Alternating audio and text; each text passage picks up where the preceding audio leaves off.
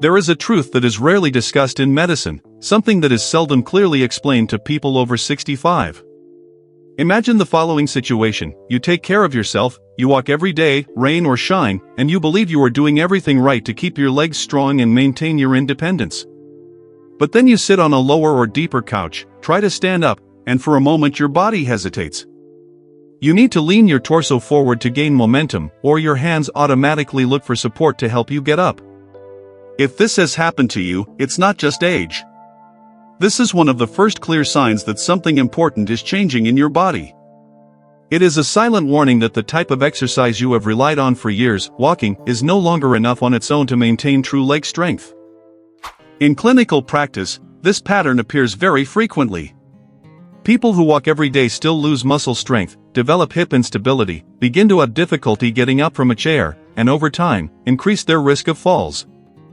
And here is the most important point: walking improves endurance, but it does not develop deep strength or the reactive ability that truly protects you from falling. What happens is simple to understand. When you walk, your body mainly uses endurance muscle fibers, those that sustain effort over longer periods. But there is another type of muscle fiber responsible for quick and explosive strength, and these are barely activated during walking. These are exactly the fibers that come into play when you trip, when you need to react quickly, or when you need to stand up with stability.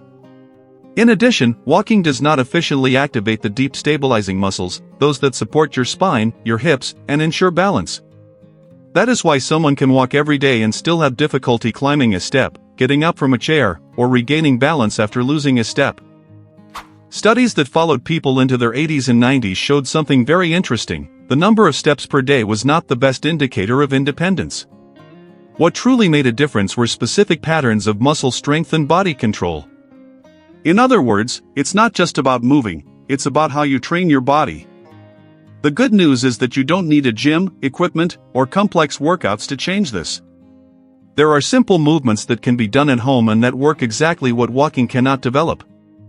And it all starts with the foundation of your body, your calves. Many people over 65 experience swelling in their ankles at the end of the day, cold feet, or a constant feeling of heaviness in their legs. This happens because circulation no longer works as efficiently as before. This is where the first movement comes in: seated heel raises, known as the second heart. This exercise activates the calf muscles, which act as a natural pump to push blood back to the heart. To do it, sit with your feet flat on the floor. Keeping the front of your feet on the ground, slowly raise your heels as much as you can, feel the contraction in the back of your legs, and then lower them with control. Repeat this movement continuously, without rushing. This simple gesture improves circulation, reduces swelling, warms the feet, and begins to reactivate muscles that remain inactive for much of the day. But more than that, it prepares your body for the next movements that will truly restore strength, stability, and confidence to your steps. This happens because blood tends to pool in the legs throughout the day, especially when you spend a lot of time sitting or standing still. The calf muscles, the gastrocnemius and the soleus, are known in medicine as the body's second heart. And that's not an exaggeration. Every time they contract, they help push blood back upward, overcoming gravity and improving overall circulation. Studies show that repeated calf contractions, even when done sitting, can increase blood flow by up to 60%. This means more oxygen, more nutrients, and less heaviness in the legs.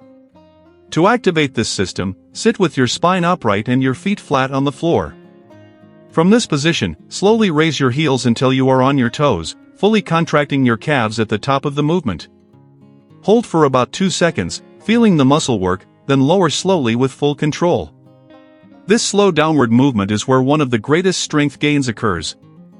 Perform 15 to 20 repetitions, always maintaining control of the movement. Now, moving to the next level, we have an exercise that directly improves mobility and walking safety: seated marching, which activates the hip muscles. Many people begin to drag their feet over time, which greatly increases the risk of trips and falls. The main reason is weakness in the hip flexors. During normal walking, you lift your feet only slightly off the ground, using just a small portion of these muscles' capacity. Over the years, they shorten, lose strength, and limit movement. To reverse this, sit at the front edge of a chair. Lift one knee toward your chest as high as you can, keeping your foot flexed as if pulling your toes toward your shin. Lower it with control and immediately lift the other leg. Create a continuous rhythm, as if you are marching while seated. This exercise forces the muscles to work through their full range of motion, something walking cannot achieve. Perform about 20 repetitions for each leg. Next, we come to one of the most important exercises for preventing falls, the seated leg extension, which strengthens the quadriceps. This muscle, located at the front of the thigh, is responsible for stabilizing the knees and supporting body weight in movements like standing up, climbing stairs, or walking.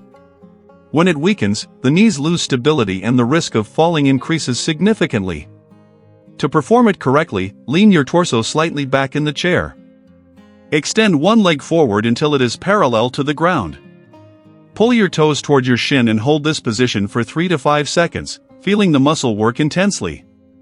It's normal to feel a burning sensation or even slight shaking. This means previously inactive muscle fibers are being activated. Then lower the leg slowly, controlling the movement for about 3 seconds. Perform 10 to 12 repetitions on each side. With these 3 movements, you begin to transform the foundation of your body. Your calves start pumping blood more effectively, your hips gain mobility, and your quadriceps regain strength and stability. This combination creates a solid base that improves not only your strength but also your safety in everyday movements.